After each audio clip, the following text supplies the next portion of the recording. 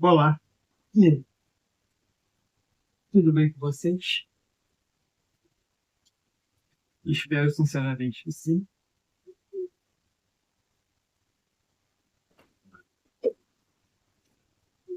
O vídeo de hoje é um pouco menos sobre literatura e um pouco mais sobre alguns assuntos da semana. E eu vou começar o assunto da semana. Vocês vão escutar alguns barulhos no fundo, que é barulho de moto e etc e tal.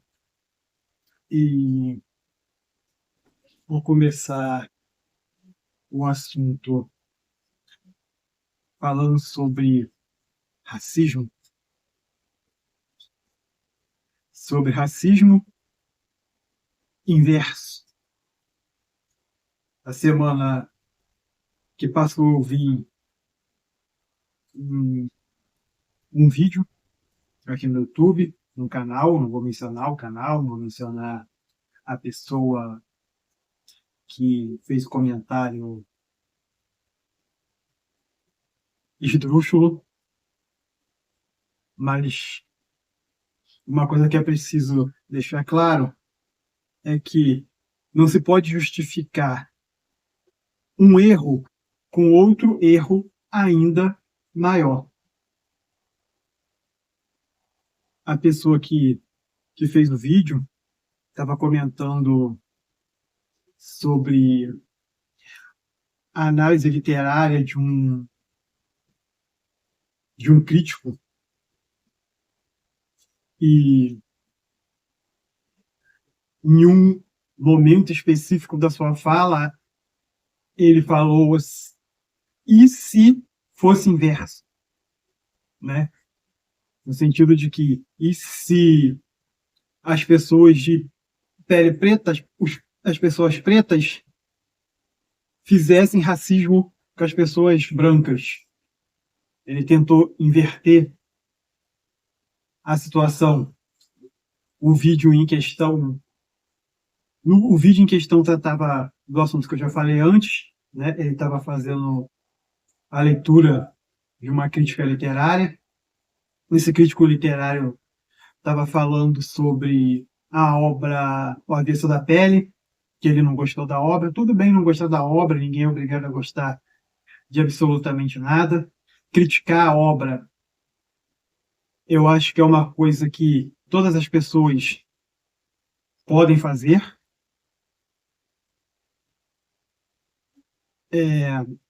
Falar sobre a literatura apresentada ali naquele, naquele livro é uma coisa que não faz mal a ninguém. Ele pode apresentar o ponto de vista dele, mas é claro que a pessoa que fez o vídeo não estava criticando o autor do Avesso da Pele, porém a ideia, ele utilizou da ideia de um racismo reverso, como se houvesse essa possibilidade de existir um racismo reverso, né?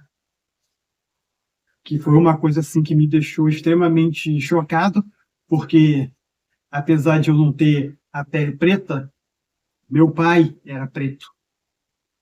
Eu tenho uma irmã que é preta. Meus avós, por parte de pai, eram preto. O pai da minha mãe, o pai biológico da minha mãe, era preto. Eu convivo numa sociedade em que basicamente todas as pessoas são ou pretas ou pardas. E daí, uma pessoa branca querer inverter a situação apenas para justificar o seu direito de ser racista é uma coisa que me deixou assim um pouco chocada. Eu me lembro que quando eu tinha meus 8 para 9 anos, eu vi meu pai passar por uma situação de racismo, uma coisa que me deixou chocante, que marcou a minha vida até o dia de hoje. Eu vi meu pai ser proibido de entrar no local para comprar uma passagem de ônibus por causa da cor da pele dele. E minha mãe que teve que se deslocar do local em que ela estava, porque minha mãe é aparentemente branca, teve que se deslocar do local em que ela estava para poder ir comprar a passagem. Sem contar outras coisas que a gente vai vivendo pela vida, a gente é chamado de neguinho, de cabelo duro, disso, daquilo outro. Essa é a primeira coisa que eu quero colocar aqui. Não adianta nada você ser uma pessoa letrada, um homem de letras, alguém que lê, né?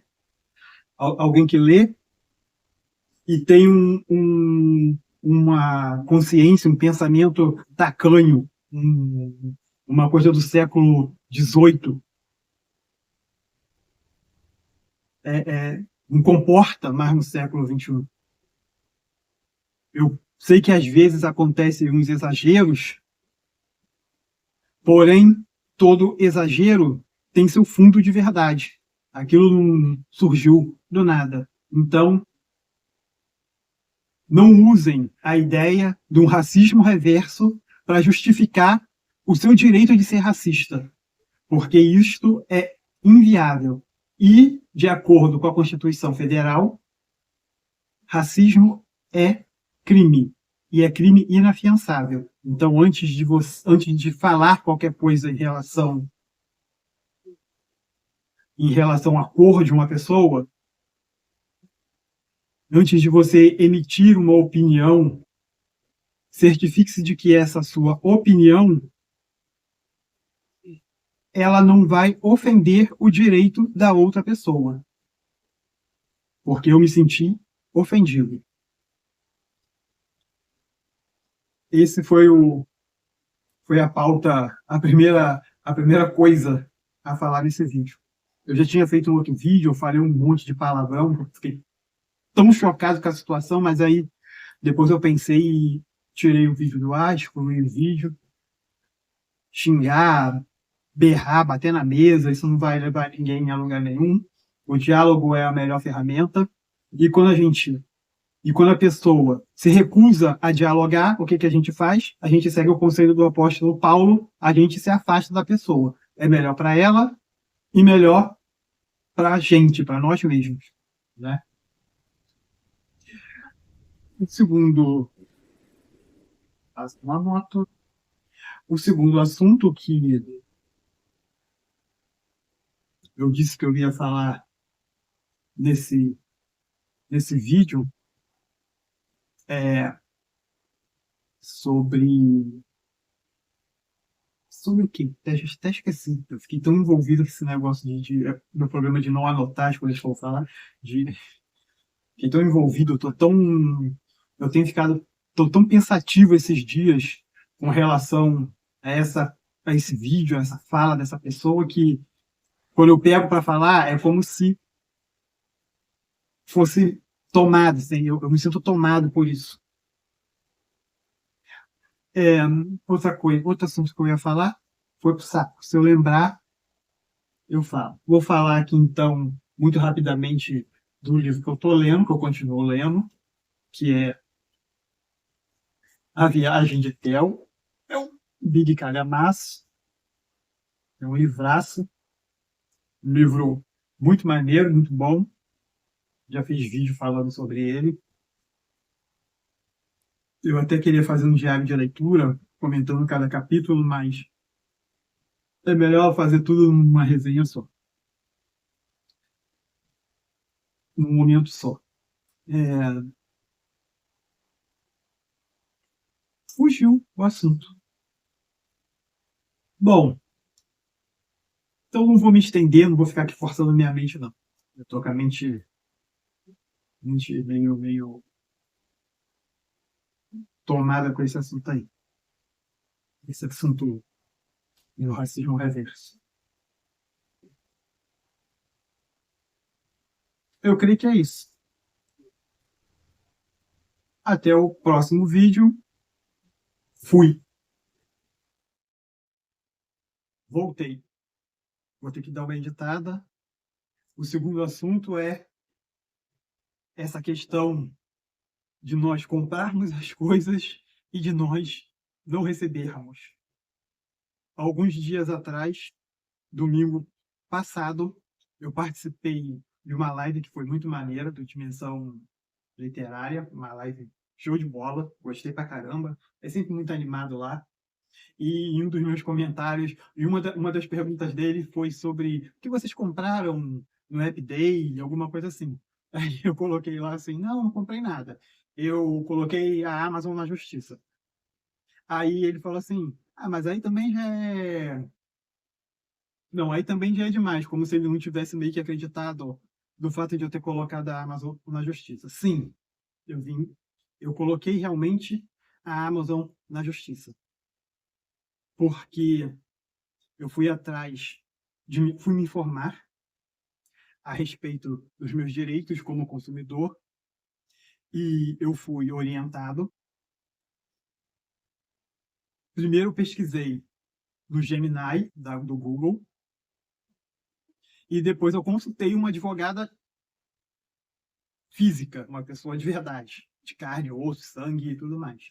E sim, quando você faz uma compra e essa compra ela não é entregue, ela não chega na sua casa, ela é cancelada à revelia e eles não dizem um motivo, não tem um motivo pelo qual aquela compra tenha sido cancelada, você pode sim acionar o Procon. É claro, você precisa conversar com o advogado, torna a repetir, você precisa conversar com o advogado, ele vai analisar o caso e ele vai te dizer como proceder de acordo com aquilo que você está passando. Mas de acordo com o Código de Defesa do Consumidor, sim, somente você, o comprador, é que pode pedir para cancelar a compra. Tanto é que tem 7 dias para você cancelar uma compra. Existe aquele prazo de 7 dias, você compra. O prazo de 7 dias você pode cancelar a compra. Ou você pode simplesmente não receber a compra quando ela chega na sua casa e dar como cancelada. Agora, ainda estando todos os produtos na loja que você comprou e você não receber e a loja dá como cancelado, aí você pode acionar o Procon. Foi exatamente o que eu fiz. Então, sim, eu realmente consultei uma advogada e ela está resolvendo essa situação para mim. E é uma coisa que eu deixo aqui de conselho para todo mundo. Porque às vezes você compra uma coisa, você precisa daquele objeto, você precisa daquele livro, você precisa daquela mamadeira, geladeira, seja lá o que for, e de repente você simplesmente perde. Você comprou, você sabe que dia tal vai chegar, com exceção se tiver algum atraso na entrega, sem cancelamento, mas você sabe que o produto está lá e quando você pensa que você vai receber, cancelaram a compra, cancelaram a sua compra. É frustrante, né? Isso cabe sim de acordo com o Código de Defesa do Consumidor. Vocês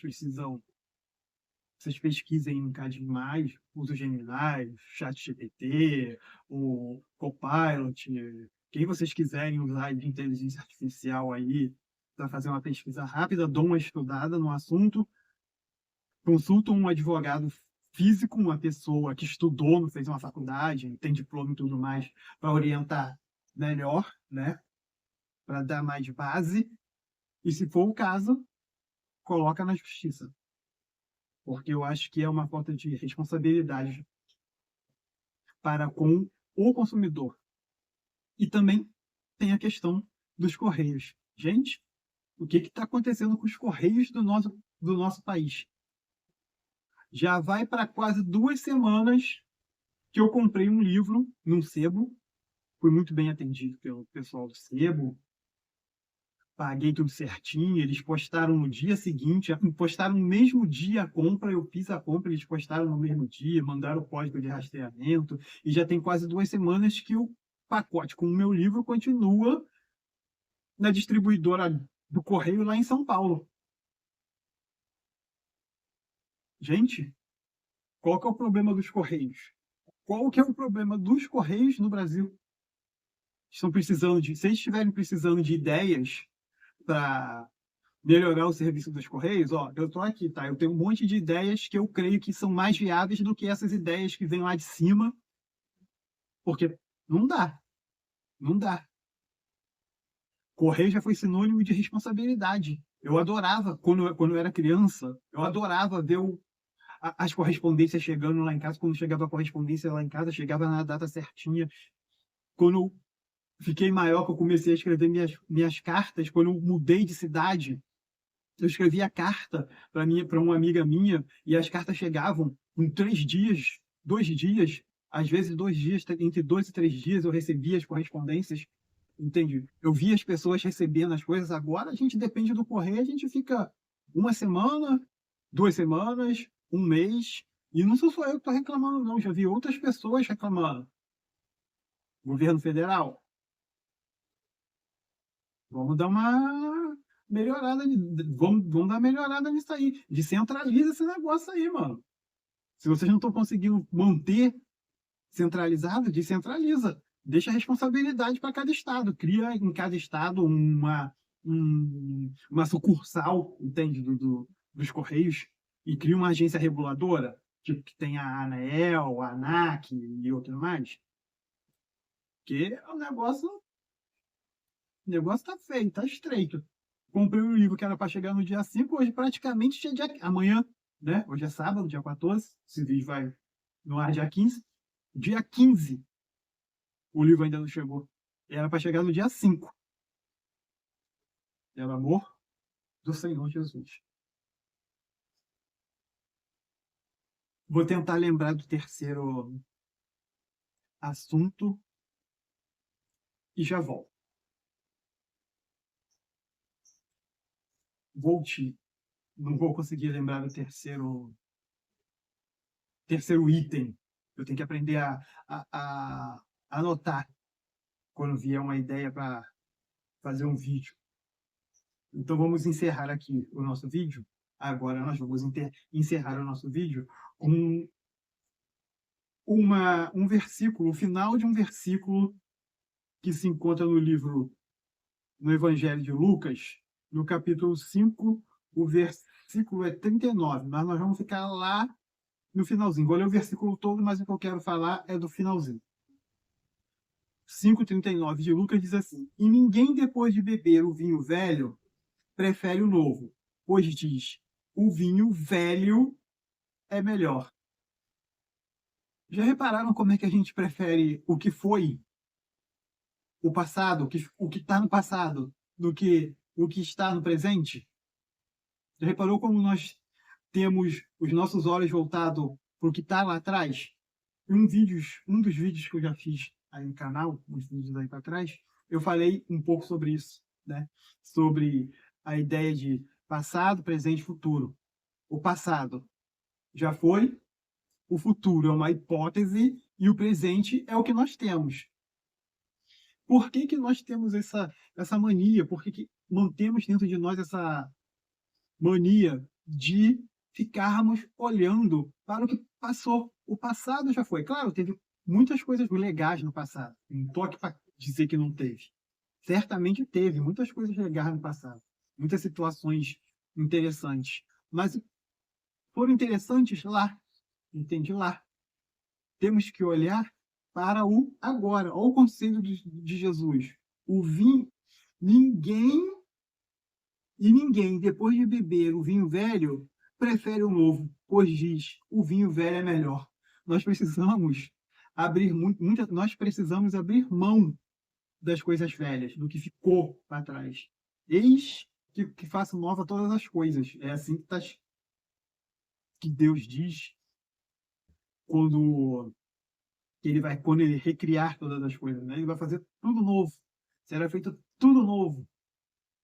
Imagina Deus querendo fazer tudo novo e a gente apegado no passado. O passado já não nos pertence mais. O passado é só uma maneira de nós entendermos o que nós fomos, para que agora, no presente, nós possamos ser melhores do que fomos no passado, para que, se vier a existir um futuro, nós possamos ser melhor do que fomos no passado e do que somos agora no presente. Nós não podemos ficar apegados ao vinho velho. O vinho velho é bom. O vinho velho é bom só na lembrança, porque o importante é o vinho novo, entende? É o vinho novo, é o que tem de novo acontecendo de novo nas nossas vidas. Vamos dar espaço para as coisas novas. Mas não é qualquer coisa nova, não é para sair por aí pegando qualquer porcaria e jogando para dentro. Vamos pegar as porcarias que jogamos para dentro e vamos jogar para fora e vamos pegar o vinho novo, o bom vinho, aquele vinho que a gente sabe que é bom e vamos colocar para dentro de nós. E é isso. Agora sim, eu encerro esse vídeo. Depois de que eu vou ter que editar, é lógico, né? Aí nós fazemos o encerramento. Agradeço a todos vocês, a todos os meus 10 seguidores. Agradeço aos meus 10 seguidores por terem doado seu tempo para se inscrever no meu canal. Agradeço a todos vocês que estão curtindo, estão comentando, estão compartilhando. E é isso. Até o próximo vídeo. Se Deus quiser. Fui.